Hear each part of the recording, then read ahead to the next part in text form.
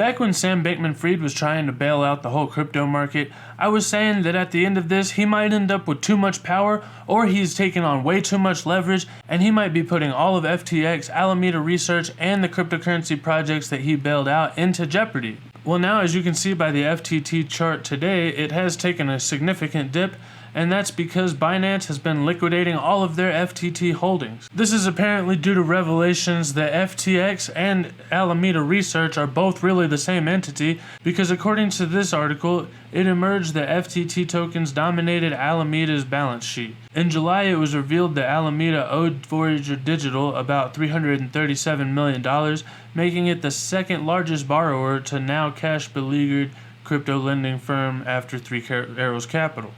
It says, our sources indicate that these holdings are worth several $100 million. The firm's solvency rests on the crypto tokens issued by related parties. This basically means that if FTT goes down, then that would bring down Alameda, and that could eventually lead to a contagion that would be way bigger than the Luna crisis and Three Arrows Capital situation that we saw earlier in the year. As I was saying, really FTX was taking on way too much leverage and way too much risk, and really Sam Bankman-Fried trying to bail out the whole crypto market was really putting us all in jeopardy. This is causing fears of a Terra Luna style collapse for FTX or FTT token, and while that might be brutal, it might be better than the alternative. Recently, it has come to light that Sam Bankman-Fried is working basically with the government to try to take away our rights. We should have all seen this coming though, since Bankman is actually in his name. This guy is working for the banks, and as long as he gets rich, he doesn't care about how many of your rights are taken away. About a week ago, Sam Bankman-Fried had an interview with Erik Voorhees where they debated whether we should sacrifice the permissionless nature just to make sure that the government basically regulates things in a way that Sam Bankman-Fried wants. I cut down this interview significantly because listening to Sam Bankman-Fried is a lot like listening to Elon Musk talk. Asperger's. But let's just go ahead and cover some of the highlights so that you can see why we don't want Sam Bankman-Fried to actually be in charge of very much of the crypto space after all. OFAC stands for the Office of Foreign Assets Control. It's it's part of the Department of the Treasury, and they maintain sanctions lists. And people, companies, organizations, and entire countries are on this list. It is illegal under current law for any American person or any American business to do business with anyone on these sanctions lists. So why is it unethical? Well, it includes entire countries. So in my post, I talked about Iran. It is illegal for any American to do business with an Iranian. This is patently unethical. Absolutely, and it's not hard to see why. It's essentially racist, classist, and basically it's just prejudice against people based on where they grew up. You don't have any choice over where you were born, and most people don't have any say over what their government does, even if they live in a supposedly democratic nation like our own. But I don't think that all of us should have to suffer because our governments decided that they want to be greedy and screw over a bunch of people to get their way. And is the kind of thing which we in the industry should be highlighting as emblematic of the status quo financial system and something that we vehemently oppose. It is not okay that an American cannot send money to a brave Iranian woman who is standing out for her freedom in that country just because she was born in that country.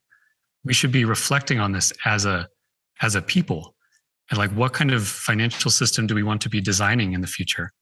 I don't think we want to be designing one where 80 million innocent people are excluded from the financial system. This is very important because Sam Bankman-Fried is basically saying that the most important thing is that the ledger is immutable. That means that he says the most important thing is that you can't erase a transaction that has already gone through. Not that you can make sure that everybody has access to being able to perform a transaction in the first place. I would say that cryptocurrency being permissionless is way more important than it being immutable, because if no one can use it in the first place, what does it matter if those transactions can be reversed? The moral premises under which these regulations get imposed on us are important. They're always cast down as if we have these morally prescient individuals in the government that know what's right and wrong, and they keep us, the Wild West crypto industry, from acting badly. That needs to be challenged. We are building actually more virtuous financial systems than what exists today. I mean, can anybody here argue that the government has our best interests at heart or that they are totally virtuous? It's just run by a bunch of old geezers who have nothing but their own interests at heart and their own wallets in mind. They will gladly sacrifice all of us and our well-beings just so that they can make another dollar and pass on some more money to their grandkids.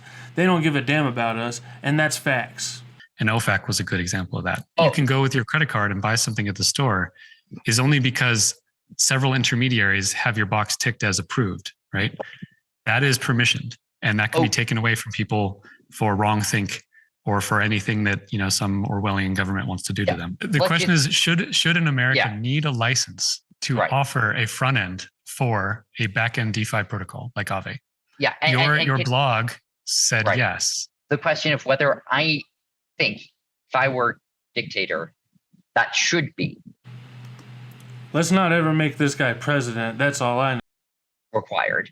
I am relatively willing to accept compromises if they preserve the things that I believe have the vast majority of the value for DeFi. So basically, he's willing to sacrifice all of your ideas and all of the things that you hold dear so that everything that he wants to get done gets done. Basically, screw you as long as this guy gets his way. And that plays a non-trivial part in my thinking here. I think the tendency of the regulators is to make the world a darker place, no matter what. Now, it's up to non-regulators. It's up to you, Sam. It's up to people in the industry to highlight the reasons, whether ethical, moral, legal, why those people should not be imposing the controls that they want to impose. And that's why we don't want Sam Bankman-Fried having control over all of these cryptocurrency projects. With him bailing out the industry, that just gives him ultimate power whenever things come back and an ultimate monopoly over the whole system. He doesn't have our best interests at heart, and he's definitely going to give away all of the power to the government, who we're currently trying to take the power back from. He's going against everything that cryptocurrency stands for, and we don't need him leading the way for us. But I kind of feel like you're starting to compromise far too early. My sense is that it is much more effective at getting what you want the most if you come to the table with a sacrifice, with a stance which is immediately recognized as willing to compromise and reasonable. Willing to sell out your fellow humans for just a little bit of profit. And that... But you're sacrificing far too much from our position here. If DeFi front ends catering to Americans need to be licensed, DeFi in America dies. It dies. Bingo.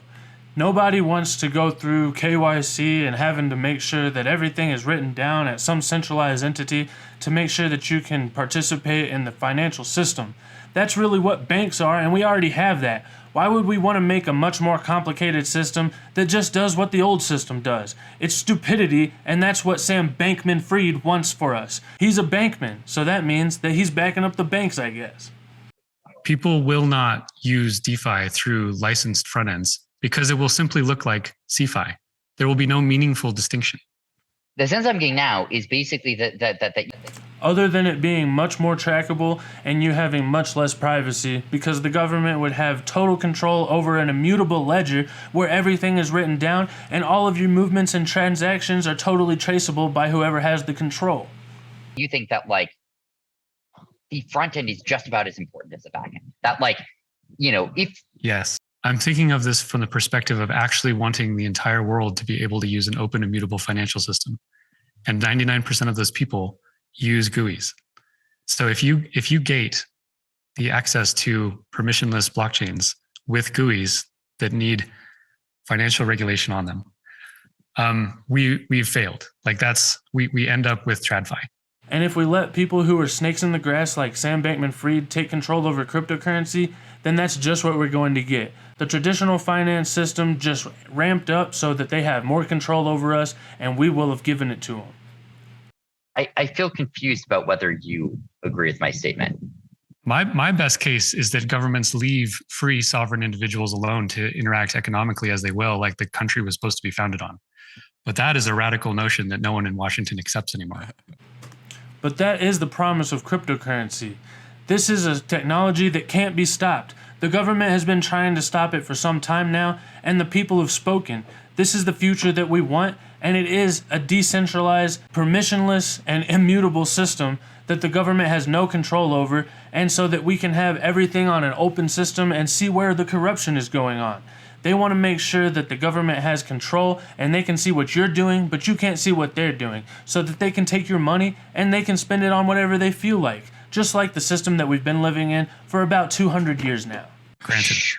Sure. So sorry. So I think we need to move the conversation up a level and acknowledge that the oversight in DeFi already exists, and it's done by immutable code that operates perfectly as written. It has oversight. Sorry, right? I agree. Oversight from a human-based financial regulator in the government.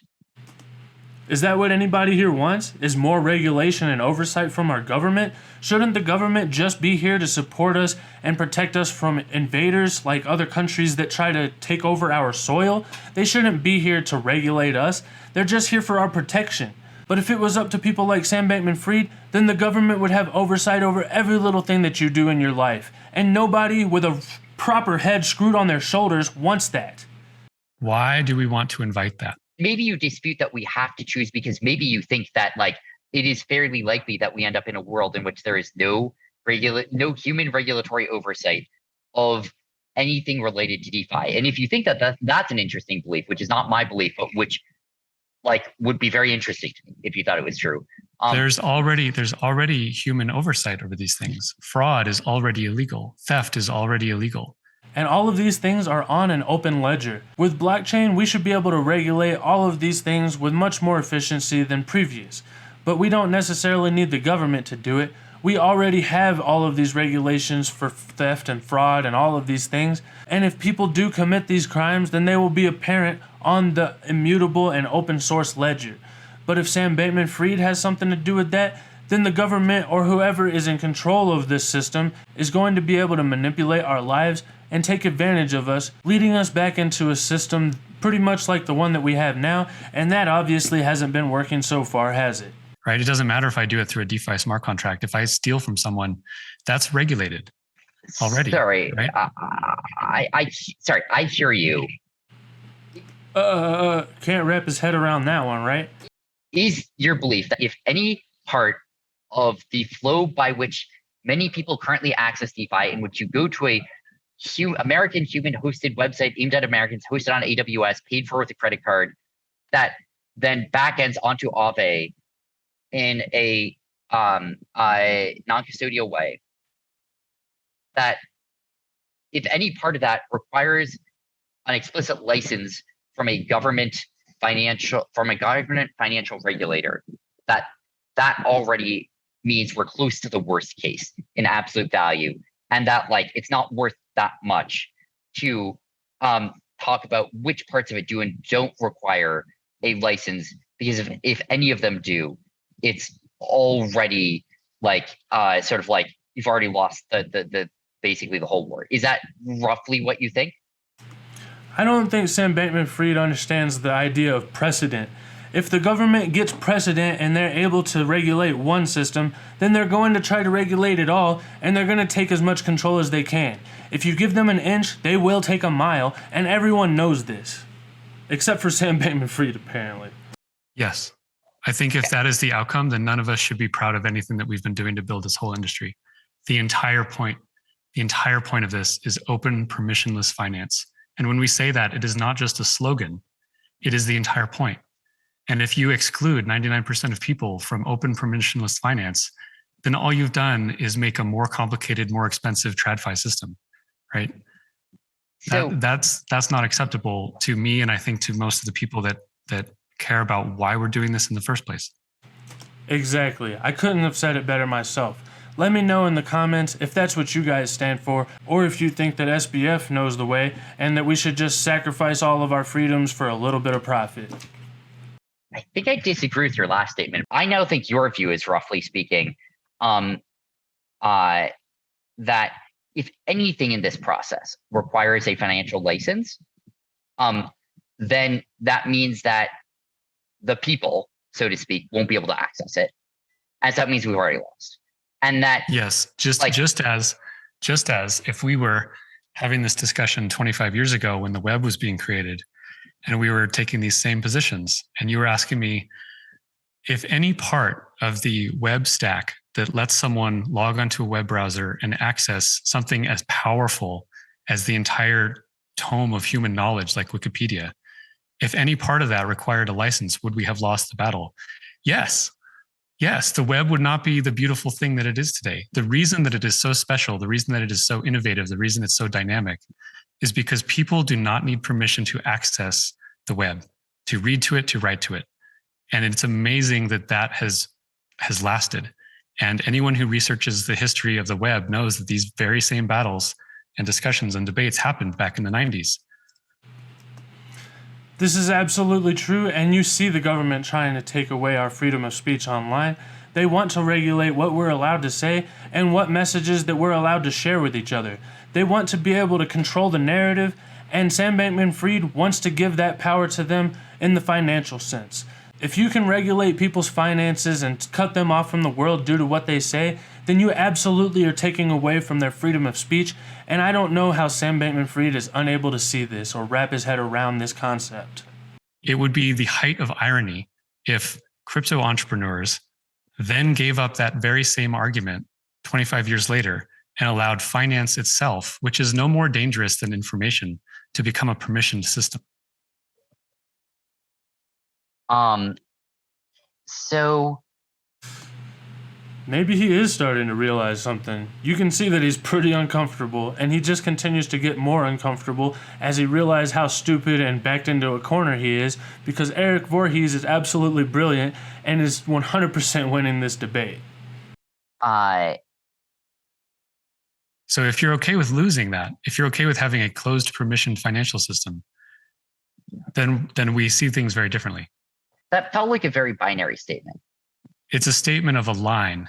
It's a statement that if we cross this line, we've lost permissionlessness, which is the entire point. The entire point. And don't forget it. It's not just to make money. It's not just to be able to get regulation passed so that we can get this ball rolling as fast as we can. We want to make sure that however long it takes, that we're setting up the proper financial system for our future and for our kids' future so that they won't be oppressed like so many people around the world have been through overbearing governments with way too much power. If the question was, let's acknowledge that the email protocol will be permissionless as a protocol, but every email front end requires licensure and KYC so that we can make sure no one's sending communications with terrorists. Where would your position on that question be? If the protocol was going to be immutable and no one would have to put any sort of censorship in the protocol of email, but it was the law of the land in America that every email front end provider required KYC from its users. Because under the justification that we do not want people sending information back and forth with terrorists, where would you stand on that position? Oh, I'd be strongly against that position. Why? Why would I be against it? Because I think it'd be like against freedom of speech. I think it'd be disenfranchising a lot of people. I think I would not trust in practice that it would do a good job of sorting people. I think that like the gains from it are relatively small and the risks of it are massive. And I think it would also just introduce a ton of friction everywhere. I don't understand how he was able to express that so eloquently, but he can't wrap his head around the fact that if you can lock down someone's finances, then you can totally control their freedom of speech and shut them down and their political discourse. If you control people's finances, then you control people's speech and people in general. Sam Bankman-Fried wants to give all of the control over all of us away to the government before we have a chance to save ourselves. So I agree with you on all of that. Why is Aave somehow different than email? So, why is it different than email? You argued so well and so passionately to not block email with licensing and KYC. I loved hearing that. That filled my soul with joy. Such good arguments. Why does that not apply to financial transactions? So, why does it not apply to financial transactions? He can't even look at the camera. He's trying really hard to toe the WEF's line, but man, Erik Voorhees is really demolishing him in this argument. I don't know how Sam Bankman-Fried is able to sleep at night whenever he's so willing to sell out the industry that he supposedly stands for. The first time that you registered for Aave, you would spend 10 minutes going through this process and then never again. And I think that while sad, is just like a much lower cost than if you had to do this every time How about when the Iranian woman tries to do that the first time and it's not 10 minutes, it's never. Yep. Oh, I totally hear you on that. And it's so first of all, why are you okay with that? What you just mean from a okay? humanitarian perspective, like What you mean okay with that? There are lots of bad things that happen in the world every day, and I don't grind to a halt because of that. I try to do the best I can, and I try and move things on the margin in a constructive direction without sort of like giving up because some bad thing happens. And like, I'm not saying I'm happy about that. I'm not happy about that. Sam Bankman-Fried represents one of the best opportunities for us to take control over this situation and take that power right back from the people who have been oppressing people around the world for so many generations. But basically what he just said is that he's okay with people being inconvenienced and oppressed around the world as long as it means that he's able to deal with it and he can go about his day and get rich. This guy might just have too much power because, as they say, ultimate power corrupts ultimately, and this guy is only worried about his paycheck. But also, like, it's not infinitely bad, right? Like, it's somewhat quantifiable, right? It's about 1%. For him, it's about 1%. That's how much he weights other people being oppressed around the world. If it was him, it would be 100%. That's a matter of perspective. You cannot be okay with other people being oppressed around the world as long as it means that you're able to do what you want to do. If we're going to come together and build a new financial system for everybody, then it has to be for everybody and not just these rich elite assholes like Sam Bankman-Fried who want to take all of the power for themselves and leave you screwed over. That's about how bad it is, and that sucks. And like, but also, I don't want to throw the baby out with the bathwater here. But I think that if you're He doesn't want to throw his money out with all of the money that the Iranian woman who's standing up for her rights can't get. As long as he's able to do what he wants, oh my God, I can't stand this guy.